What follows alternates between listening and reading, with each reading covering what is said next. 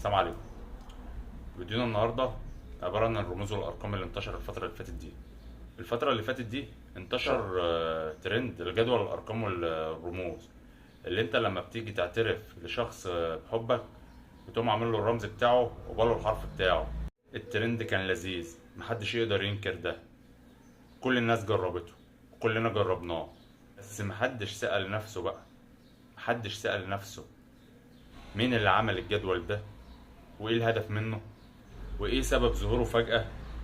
لا وكمان في اكتر من شكل، اللي بيحضر بيكون عارف معنى الرموز دي ايه. خليني اقول لك بقى ان الموضوع ليه بعد تاني خالص، مش مجرد ترند اتعمل بالصدفة. لا يا عزيزي، مفيش حاجة بتيجي بالصدفة. الطقوس الشيطانية بتكون لها اكتر من مرحلة، ومن ضمن المرحلة دي كتابة رموز، من ضمنها ارقام تندمج مع الحروف.